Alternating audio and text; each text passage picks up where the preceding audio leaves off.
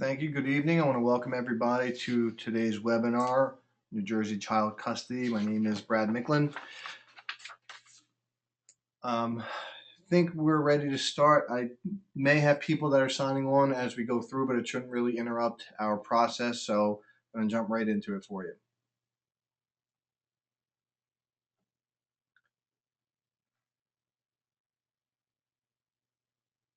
Today's webinar, as you know, it's on New Jersey Child Custody. We're going to try to talk about the basic definitions of custody, how you go about getting custody, how the courts will view the situation when determining custody, and a lot of different issues that will arise in your average cases, like modifying custody, parenting time issues, and then some more serious issues like Division of Youth and Family Services intervention, which is now called the Department of Child Protection Services, interference with custody and parenting time issues, and a lot of other issues as we go through. You may know that this is a one-way communication, so you can hear me, but I cannot hear you. Through today's seminar, which should last about 60 minutes, I will be taking questions at the end of the seminar. So what I usually do is invite people throughout the seminar to write questions into the panel. You'll see you should have a panel on the right side of your screen. And as a question comes up, just log it in there now. I won't address it until the end, but that way you at least get it up and you can make sure I will address it. Today's seminar is set to be 60 minutes. Sometimes it's a little less, sometimes it's a little more. Either way, I will be staying on after the seminar to take any questions that are raised. So if we do go past 60 minutes and you want to stay on, you're more than welcome to. Like I said, I'll do everything I can to answer everybody's questions. I'll give you a little bit of background for those of you that have never met me. My name is Brad Micklin. I am the senior attorney at the Micklin Law Group. I'm also the managing member of the firm. I am licensed in both New Jersey and Pennsylvania, and I've been practicing law for more than 17 years now. My concentration in the practice is complex and high conflict divorce, family law, and estate litigation. My background, after I graduated law school, I did a Superior Court clerkship with the Honorable Eugene Austin. We did what is called special civil litigation as the supervising judge of that division, which was all civil litigation for a certain dollar value, small claims, and landlord-tenant. It was a high volume court, dealt mostly with civil and commercial litigation. From there, I went to David Kessler & Associates, where I did complex commercial litigation for a number of years. Then I moved on to my own practice in 2001 with the Micklin Law Group. We concentrate in divorce, family law, and estate planning litigation. I have two associates that work for our firm, Richard Muglia and Rachel Isaacs. We also have various support staff and paraprofessionals available for your assistance.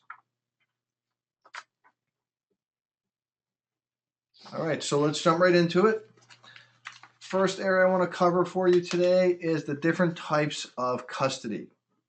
There are four main types, and they are generally sort of overlapping. So you may have a combination of issues or a combination of different types. But I find that this is the most important issue. People will often ask questions about this, so I figured we'd talk about it first. Okay, the first two important types of custody distinctions to learn is physical and legal. All parents have both types of this type of custody. Physical is where the child is living, and legal is who makes the important decisions for the child. Now, with physical custody, you will have what's called a PPR and a PAR. That is parent of primary residence and parent of alternate residence. And the reason for these distinctions, not just so that we know where the child is staying, but to ensure that both parents know that they are considered equal parents. We don't say it's a visiting parent. We don't say it's visitation. It's parenting time. So the parent of primary residence is where the child is living most of the time. The parent of alternate residence is the secondary parent where the child has a less time scheduled. The common scheduling we get in let's say an average case would be like an alternating weekend type of schedule. But that does not mean that the parent who only has the weekends is any less of a parent. So when that parent has the child for that weekend, for that parenting time, that parent is charged with making the decisions for the child. Now, with legal, that is, like I said, who makes the important decisions for the child: medical decisions, educational, religion. Now, these will usually be shared, and we'll get into that a little more when we talk about the distinctions of sole and joint. But even when the parent who has the child residing with them for that day that a decision needs to be made, they are usually charged with checking with the other parent and involving the other parent in these decisions, which will bring us down to the distinctions on the bottom: sole and joint custody. Sole custody, as noted here, is very rare in New Jersey. It is not preferred by the court, whereas joint custody is. Sole custody is when there is a history of lack of cooperation between the parents. When the courts feel that there is no way that two parents can communicate and cooperate for the best interest of their child together, they will assign one person to have sole custody so that that person is charged with the important decisions of the child. And the reason for giving sole custody is to ensure that somebody is able to make those decisions for a child. It usually requires a very extensive history of non-cooperating parenting. It is common in domestic violence cases. The law actually presumes in a domestic violence case where there's a restraining order that the parents are not going to be able to cooperate because they have often limited communication. Also, because one spouse or one parent is a victim of domestic violence, they're not on the same footing with the other person who is their abuser. They're not able to have the same kind of relationships that an average family may have. So sole custody is common in those circumstances, but really that's the most limiting. Otherwise, to obtain sole custody usually requires a very extensive history of cooperation difficulties. Joint custody is the preferred type of custody. That is where both parties share physical custody, not necessarily equal physical custody, but they share physical custody so that one parent has some time and the other parent has a schedule of time. But also, and probably more importantly, joint custody presumes that both parents will be involved in the important decisions for their child. So they don't want one person deciding the religion or one person deciding where the child goes to school, but they want and encourage and almost mandate that both parents cooperate and discuss these issues. Ultimately, the parent of primary residence, the parent where the child lives with the majority of the time, will most often be the one making these decisions.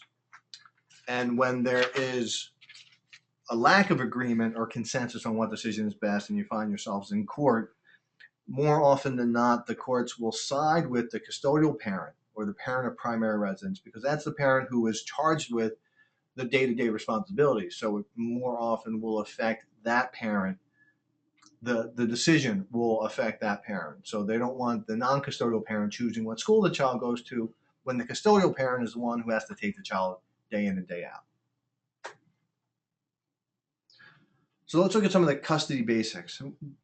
This slide and the next slide set forth the specifics that a court is supposed to look at when making a custody decision. I'm going to run through them just quickly with you. If you would like a copy of this slideshow or this recording, just let me know afterwards or send me an email so that you can have it as a reference. The first one is the parent's ability to communicate and cooperate for the child's best interests, sort of what I was just discussing a moment ago.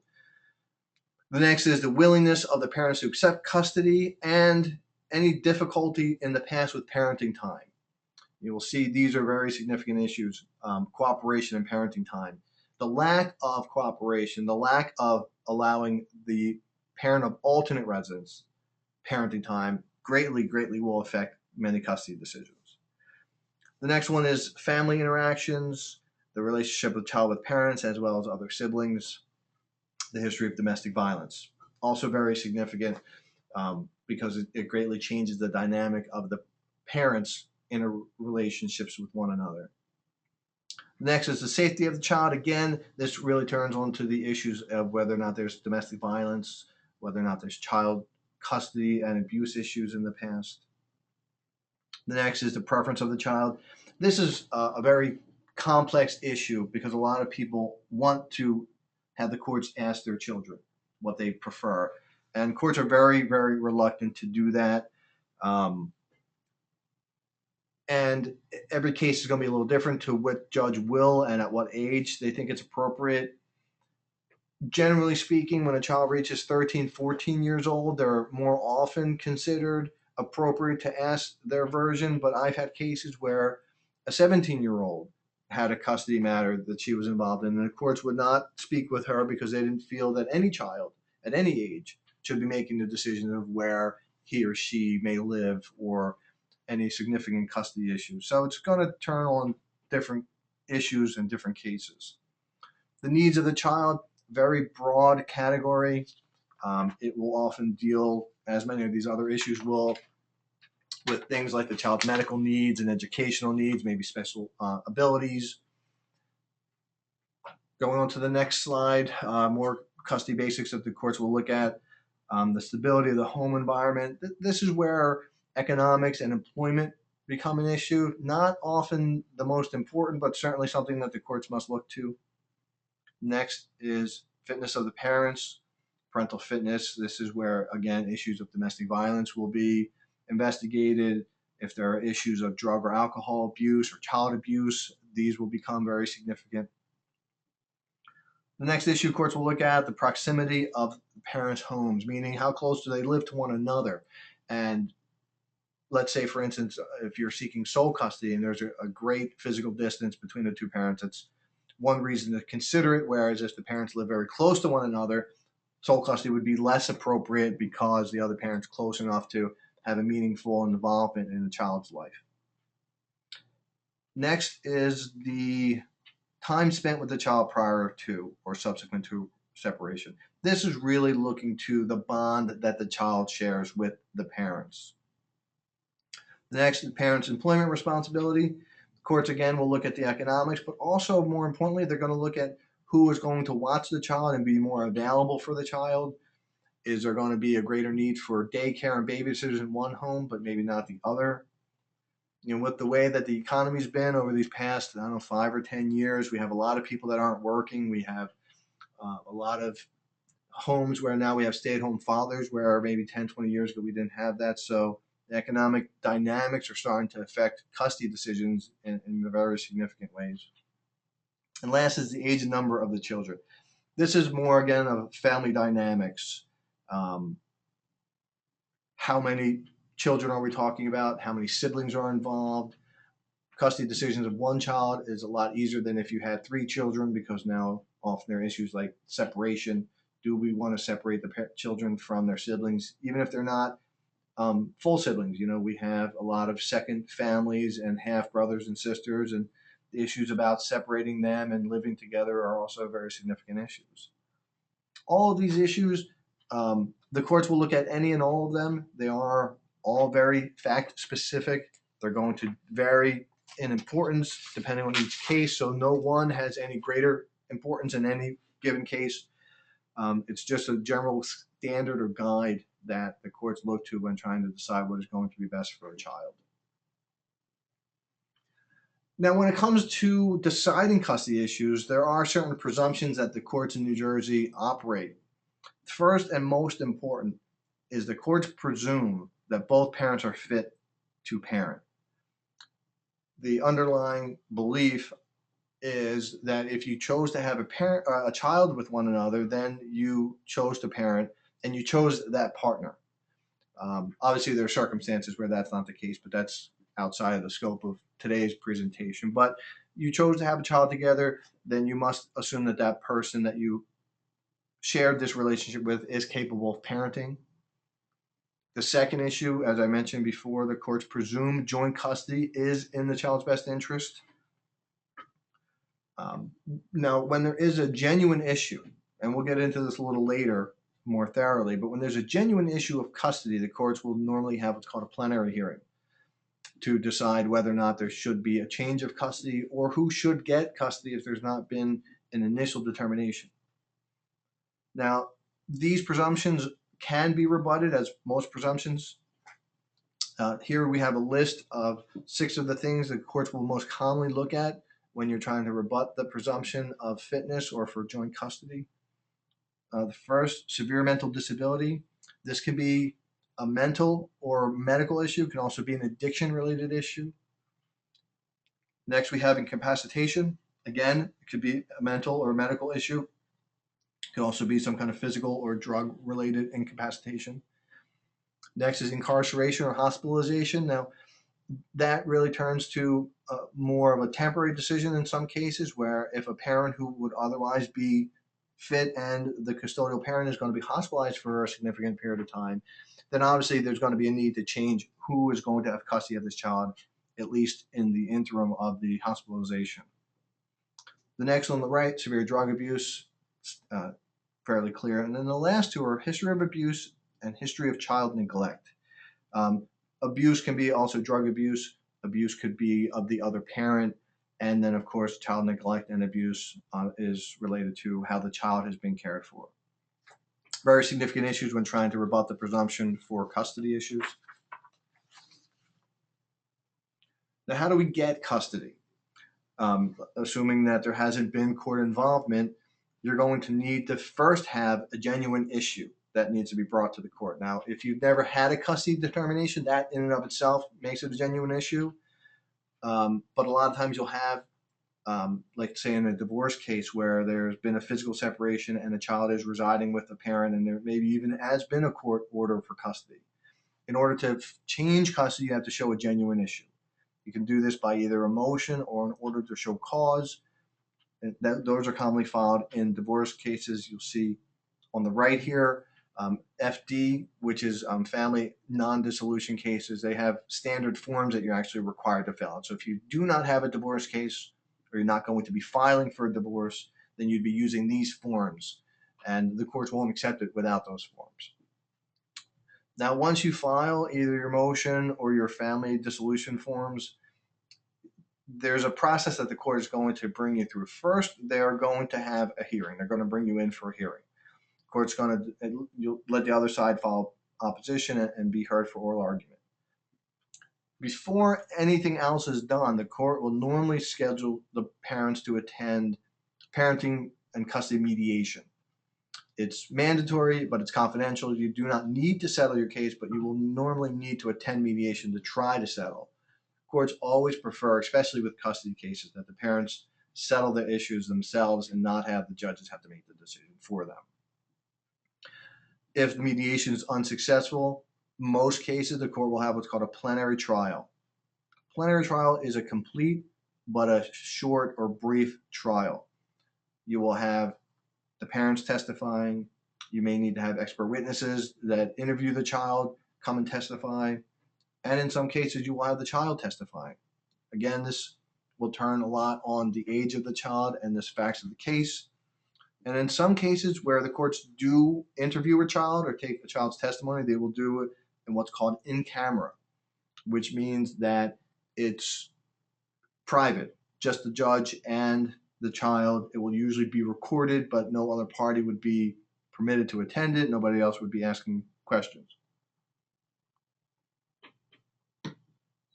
And that's where obviously the issues of custody that we spoke in those 2 slides that went through the different factors the court looks at. The court will examine those guidelines under the issues of your case, the issues being whatever it is that brought the parents into filing for custody in the first place. Now, once you have custody, how do you go about modifying custody?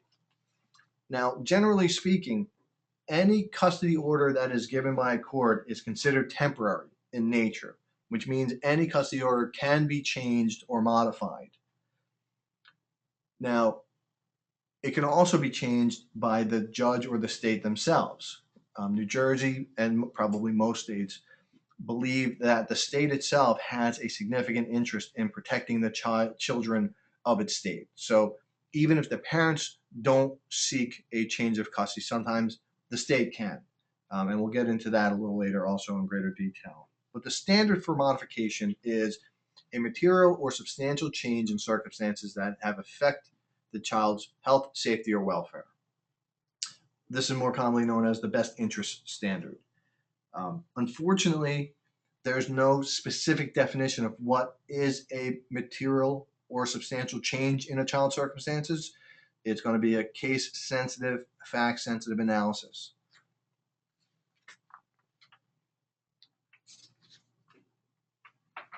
Now, when you are seeking a modification of custody or you are inside of a custody case, the process we had just covered a moment ago, there are several options that the courts will give to you. Some they will require, others they will not, but they are available. It's also helpful to consider them so that you are not having a court make a decision for you and your children. The first is mediation, as I mentioned before. It's court ordered, it's mandatory, but it is confidential. It is not binding. So if you go and do not want to agree to something, you don't have to. Nobody will report what was said or what wasn't said. It's an option to give for parents to try to resolve the difference themselves. The next is arbitration. This is a binding third party that makes a decision for you. Over on the right, you'll see a case named Falsey. That's the case, and we'll get into that, I think, also a little later. I'll give you the citation for that. But that was the case that first said in 2009 that child custody issues can go to arbitration. Previously, it was considered too important to have a third party without the authority of the court behind it making decisions for children's custody. But in as recent as 2009, we started to realize that if this is what parents want, then it might be considered in the best interest of the child. Arbitration in general is a very good process. It's a newly developing process for family cases, but it's much quicker than a trial. The arbitrator has a greater ability to relax the rules of evidence and even the case law and statutes that apply. So there's more flexibility, maybe more creative resolution can come from an arbitration that you cannot get in a court. And it is binding, so it's much more quicker. Now, you do have to agree to this. The courts cannot require you go to arbitration. The last option here on the right is a parenting coordinator. This is a third party that the court appoints to be like an intermediary. So it's not like an arbitrator, but it's a third person that you go to when you have specific issues, not just necessarily for custody, but it can be any issues, even after the custody case is over. And there's an issue of whether or not one parent should be able to take the child on a vacation, or another parent wants to change the daycare. Instead of having to run into court when you can't resolve it on your own, you have a parenting coordinator. We'll hear the issues, we'll make recommendations. Now, those recommendations are not binding on you, but when you go into court, they can be forwarded to the judge, so the judge will know what the coordinator recommended. It's very persuasive on the court, so generally the courts will adopt the findings of a parenting coordinator. This is a person, usually it's either a lawyer known in family law areas or a counselor or psychologist. You usually want to pick somebody who's well versed in family law issues. They will usually take a relatively significant amount of time to help you through these issues and then make recommendations for you. Again, it's not a binding recommendation, but it is very persuasive on the courts because it's somebody who's been intimately involved and got the time to hear the issues thoroughly.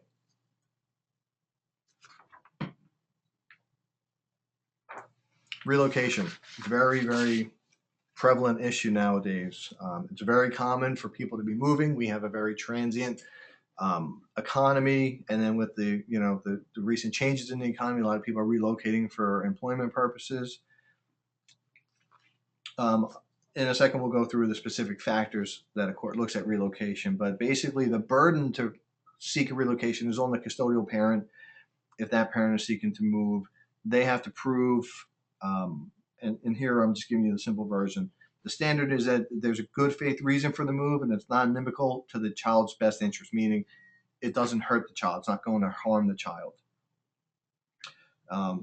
There is a very important distinction as we go through this. If you are seeking to relocate, for the average custodial relationship, which, as I said earlier, is a typical alternating weekend, alternating holidays, this is the standard. However, if there's a shared custody arrangement where they're either sharing equal physical custody or they're sharing equal parenting responsibilities, then the standard is just a change of custody standard. Is there a material and substantial change warranting the relocation? It's a much more difficult and rigid standard. When it comes to making custody issues, I often dissuade people from entering equal shared physical custody arrangements. Equal parent. A lot of parents are seeking equal physical time with children. I often feel that it's not in the children's best interest because it's a lot of back and forth, but it also makes change of custody and relocation issues much, much more complicated. And it's something that you want to avoid if you feel that there's going to be either parenting difficulties or relocation issues in your future. So let's look at the factors that the court will look at. And if you want, you can contact me afterwards for the case. I can send you a link to download the information. It's Bowers versus Lewis. The reported decisions at 167 New Jersey Reporter, page 91. It was a New Jersey Supreme Court case in 2001. Now, here are these factors. I'm going to run through them quickly just to give you a sense of what you're going to need to establish if you are seeking to relocate. The first two really speak to the good faith of the parents. First is, what is the reason for the move? And the second is, what is the opposition to the move? If the reason for the move is, I just want to look for another job, that's not going to be good enough. And if the opposition is, well, I'm just going to lose time with my child, that's also not good enough. There has to be a good faith reason that's going to be for the benefit of the child. The next, past histories of the parties. This is where the courts will look to cooperation levels, parenting time problems, and any history of difficulties between the parents. The next, educational, leisure, and health opportunities, meaning what is the life of the child in this current state and what it's going to be in the next or new state. The ability to accommodate child's special needs. These can be anything. These can be medical, emotional, physical, educational. If there's any special needs that the child has or may develop, they want to make sure that they're going to be accommodated in the new location. Number 6, the ability to maintain relationship with a non-custodial parent. This is very important, and it's changing a great deal because of technology. Now we have things like Skype and FaceTime on your iPhones where you can actually have not physical but visual contact with a child more easily, more often than you ever could in the past. And this is facilitating relocation for people because the ability for the non-custodial parent to maintain a strong contact has been greatly enhanced with these technological advancements. And plus email communications and text messaging really keeps the non-custodial parent in contact. It's become a very significant issue, very significant development in relocation cases. Number 7, the likelihood that the custodial parent will foster the child's relationship with the other parent. Very important. This is probably one of the few factors that I've actually seen prohibit a parent from being able to relocate. Relocation, it's generally for a custodial parent a very simple burden. It's a good faith reason and it's not going to harm the child. That's very easy to establish. But when looking at these factors, if there's a history of parental interference with parenting time, then courts are going to be very reluctant to allow relocation. They may often conclude that may be the reason that the custodial parent is seeking relocation, to further deny parenting time and relationship, and it will greatly affect the outcome. So it's one of the only reasons I've seen courts deny relocations under such an easy standard that we have. Number 8, the effect of the move on extended family relationships, meaning not only the parents but relatives. Are there more or less relatives here or there, and how are the relative relationships that we have going to be affected? Next is the child's preference, again, but only at a sufficient age. And once again, it's going to vary. Every case is different. A guideline I usually look to is around 13 or 14. They will start asking children these kinds of issues. It is significant when you get into high school issues, which turns us to number 10. If there's a senior year of high school, they'll usually allow the child to relocate after the year's over. In some cases, the parent will relocate first, and then the child comes at some later date. Number 11, this I always found interesting, is whether or not the non-custodial parent has the ability to relocate. When I'm advocating for relocation, I make this a very significant issue because most people that have a job have the ability to relocate. I mean, it's really a question of commitment for me. Yes, you may have a job and you may have a house, but those are easy to change. A relationship with your child is not. And if your child's going to benefit from relocation, then I always say that the non-custodial parent should be relocating also. And then the last one is a sort of catch-all, any and all factors bearing on the child's interest.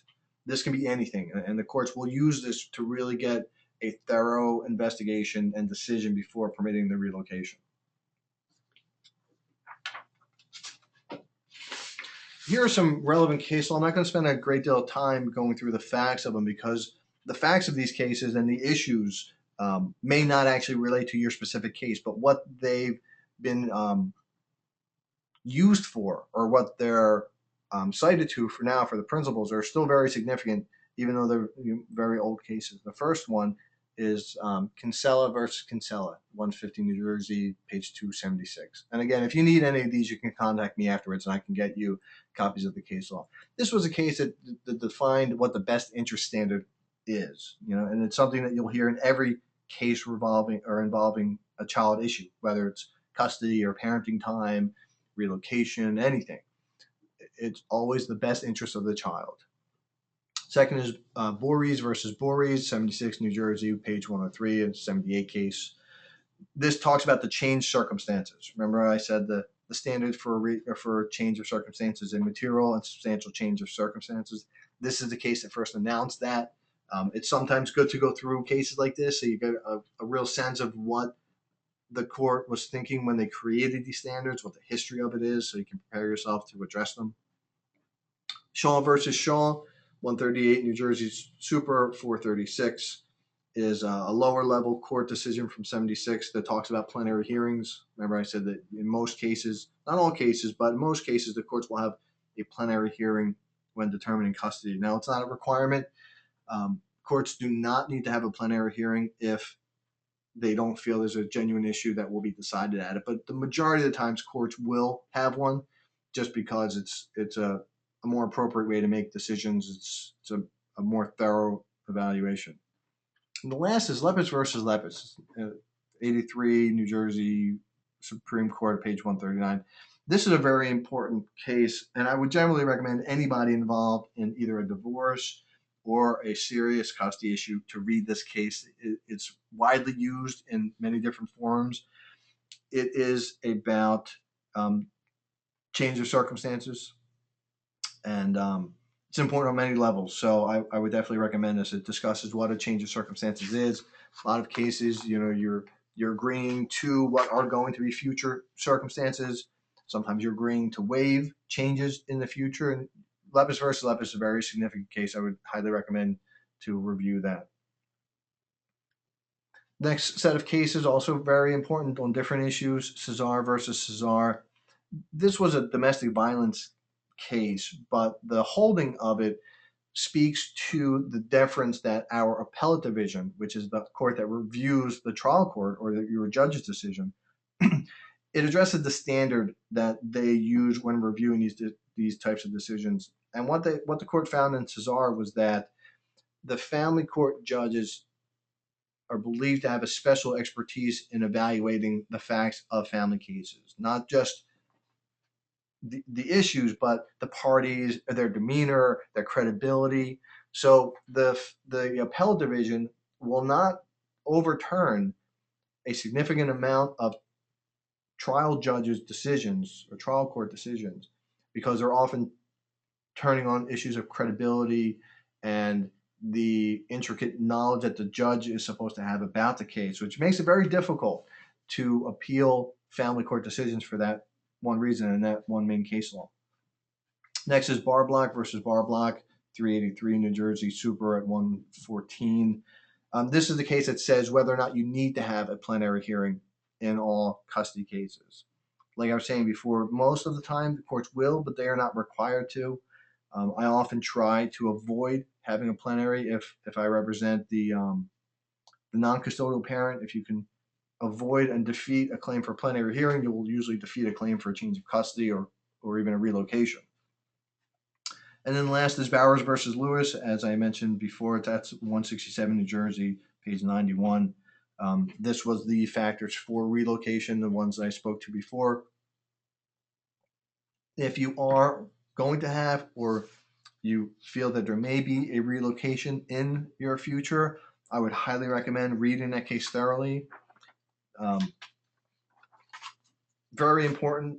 And the reason why I say, and I meant to say this during the relocation portion, is relocation, as I said, isn't very demanding in its standard. If you have a good faith reason for your move, like a new job or family support, the courts will allow you to. But the problem many face is that they're not prepared to go in and address the Bowers versus Lewis factors.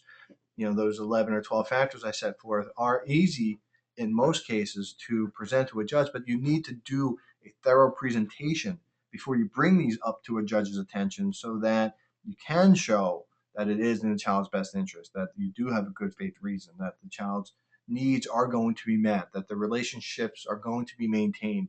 You can't just say it. You really need to be able to show it and demonstrate it, and that takes a great deal of preparation. So you never want to just file a quick application to relocate, even if your need to relocate is coming up quickly. You need to be well prepared for it. Otherwise, you may be unsuccessful in ways in a case that you should have otherwise been successful. Next issues we're going to talk about, and I may not talk about at great length because hopefully they're not very common to the people online today, but they are abuse and neglect proceedings. They take generally two different forms, which we'll go through in a second, but these are usually initiated by the Department of Child Protection and Permanency. This department was formerly known as DYFS, which was the Division of Youth and Family Services. You'll still find a lot of people referring to them as DYFS, but it is the Department of Child Protection and Permanency. The first issue is if there is alleged to be abuse of a child. It's a very, very broad definition. Many things can be considered abuse. It's not just a physical abuse. It can be neglect. It can be a poor diet. We hear a lot of people talking about the obesity of children. There are cases where a person who has an obese child has been charged with abuse or neglect of that child. Supervision issues. Some people, if you run into Dunkin' Donuts and you leave your child in your car, that's abuse. You leave them at home for 20 minutes because you're not home or the babysitter's not there. These are issues that are abuse. Now, there's often a claim or problem of whether or not the allegations are true or false, and we'll get into this a little later. When there are allegations of abuse, it doesn't necessarily mean that the cases will go forward. Sometimes they can't substantiate abuse. The DCP can't substantiate the abuse. That doesn't mean it didn't happen. It also doesn't mean the allegations were false. Similarly, if there are allegations, it obviously doesn't mean that it happened. So there are two different types of abuse and neglect proceedings, Title IX, and they relate to the law that they're written under. So the first one is Title IX of New Jersey statutes, and that is the abuse and neglect statute. Then there's Title 30, which is termination of parental rights. Usually Title IX will precede a Title 30. Title IX can take anywhere from 1 to 2 years, sometimes even longer under exceptional circumstances. And then if the Title IX is not resolved in the child's best interest, we'll go through that in a minute, how and what that's all about. Then they move into a Title 30, which is seeking to terminate that parent's parental rights.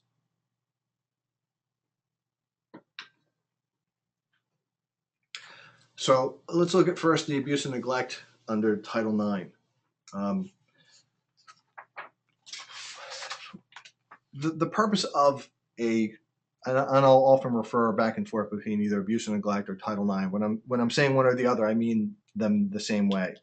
The purpose of the hearing under an abuse and neglect proceeding is for reunification of the family.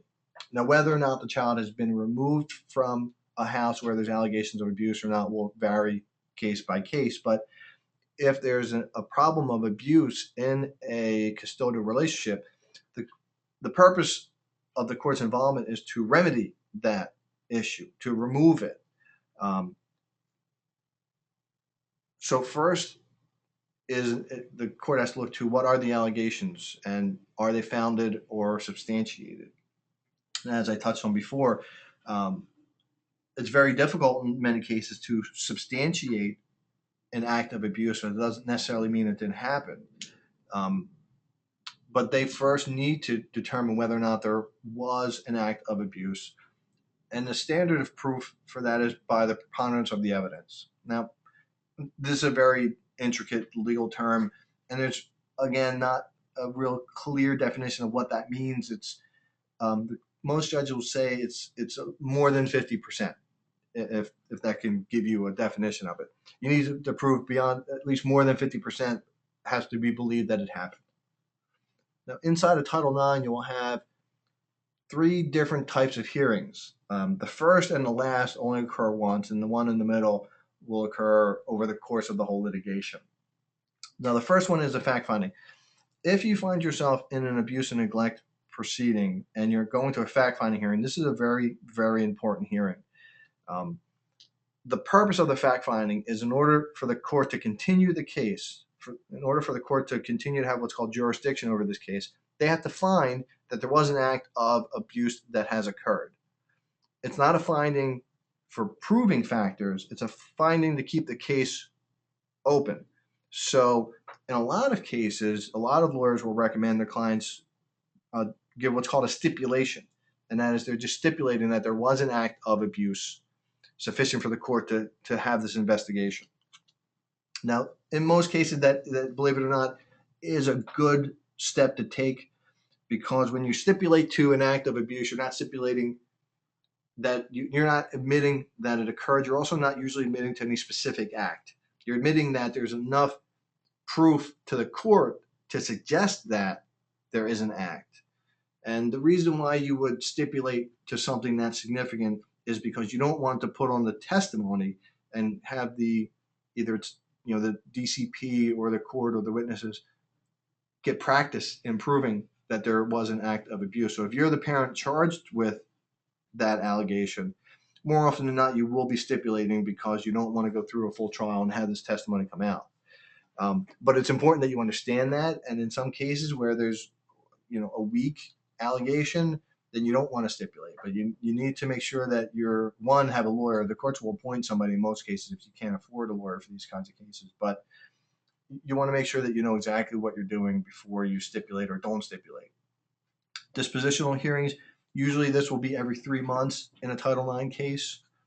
The purpose of these hearings is to determine what services need to be put into place and are they being effective. So let's say there's physical abuse, they'll have counseling and anger management services in place.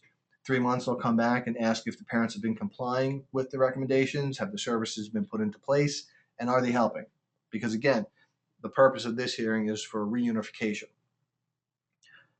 And last is permanency. There's going to be a permanent plan that the court wants to put into place. Now, again, it should be reunification with the family, but they need to have an actual plan. The courts can't just dismiss it and say, okay, well, the issue's been resolved and everybody goes on their merry way. That's not going to be a permanent plan. Abuse and neglect, Title 30. This is for termination of parental rights. It is when the court's gone through an entire Title IX proceeding, the abuse and neglect that we just discussed, and either the services have not helped or the parents have shown that they are unable to remove whatever harm led to the case initiating or the child being removed. For instance, if the child was removed because the parents were abusing drugs and the parents have continued to abuse drugs, or drug tests have come in positive, and they haven't addressed their issue, then they may move to terminate parental rights. If that's the case, you move under Title 30. There's several reasons that a court will seek to terminate parental rights, not just for the reasons of the Title IX that we just discussed, but also if a person has been convicted of a significant act of child abuse under the criminal statutes and the criminal process, the courts can move right into a Title 30, not even go through a Title IX. There's case law that says if the court deems it to be in the child's best interest, they could seek to terminate parental rights, which is a frighteningly vague standard, but the courts are able to do it. As I said before with Title IX, if the parents have shown an inability to remedy the problem that originated in the filing of the Title IX case for more than 1 year, the courts can seek to terminate parental rights. If the child has been, if the parent has been convicted of the death of another child, murder, or even a neglectful accident, the courts can move for termination. And then lastly, if there's been a prior termination of another child's parental rights. So if a parent lost a child, say from a Title IX case, and then has another child, the court is not required to try to reunify the family. They can remove the child immediately and seek to terminate the parental rights to that second and any subsequent child. And they do it, the child will always be removed immediately from the house once there's a Title 30 case, because the issue is a bonding one in that case. If the child may be severed from its family, the court doesn't want to encourage a bond to develop. Even if one has already been there, they certainly don't want to strengthen it, because the termination in and of itself is always bad for a child. So there's always some harm to a child's best interest from a termination of parental rights case.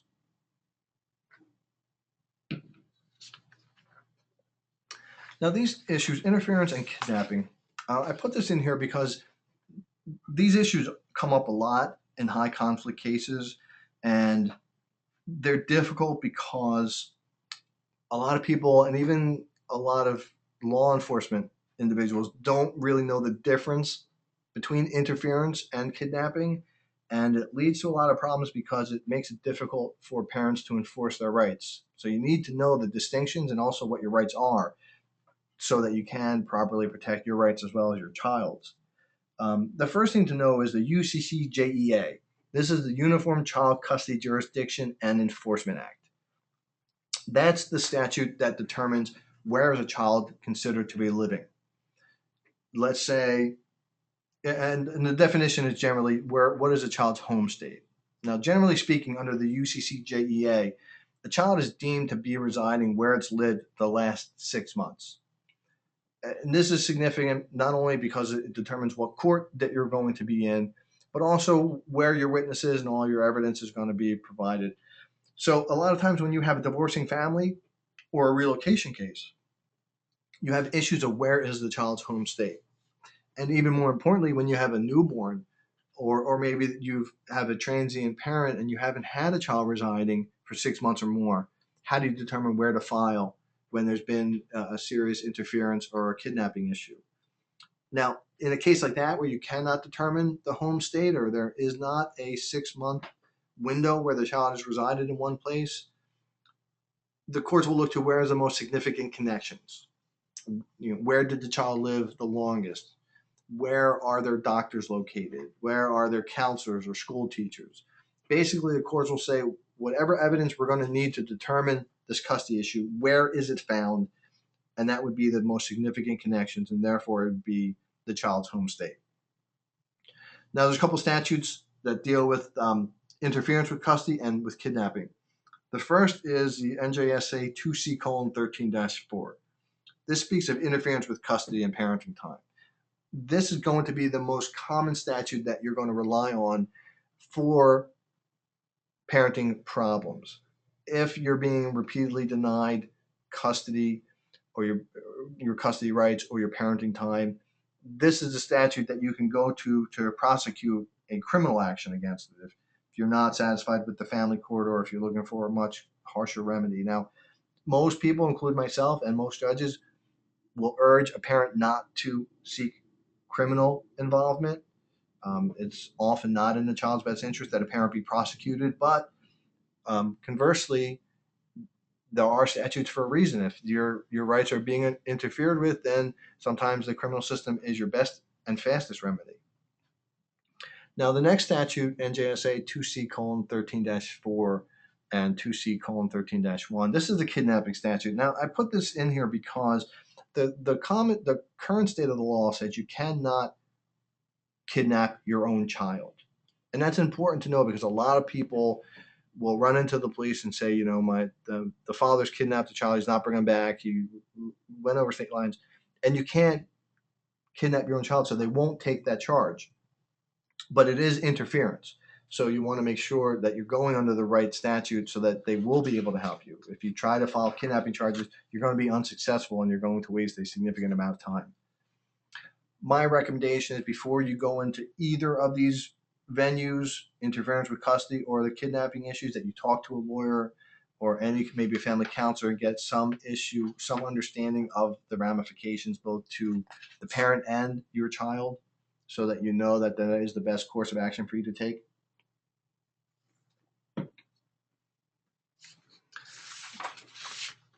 And our next and last topic is probably the most important, but also the hardest one to discuss, and that is parenting time. Probably the greatest difficulty parents have is keeping to a parenting time schedule. Normally, especially in custody cases and divorce cases, you will have what's called a parenting plan put into place. It's a written schedule of what each parent has, what rights they have for parenting time, for holidays and vacations.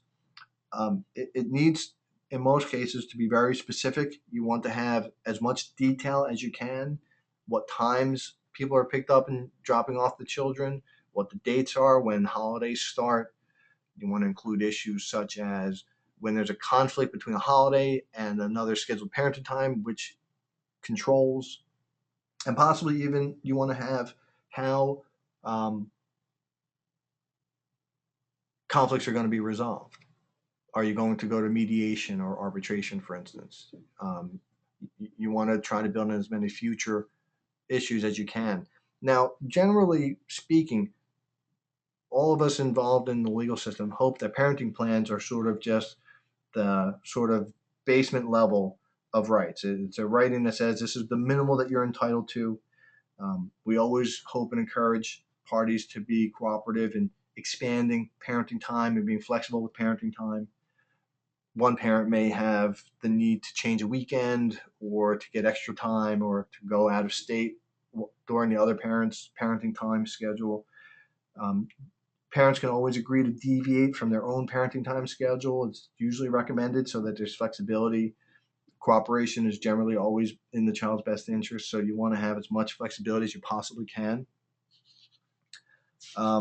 And when there's conflicts that you can't resolve and cooperation isn't possible, then you turn to your schedule and you enforce your rights. Repeated problems with parenting time schedules can also be brought to the court's attention and then litigated that way. That being said, we're going to turn to the question portions. I'm going to just give you a second. I'll pause this for a second in case somebody wants to go grab some water, and then I'll turn off my screen and we'll start answering some questions. All right. I hope everybody enjoyed the presentation. I look forward to addressing any questions everybody has and sending anybody information they may seek.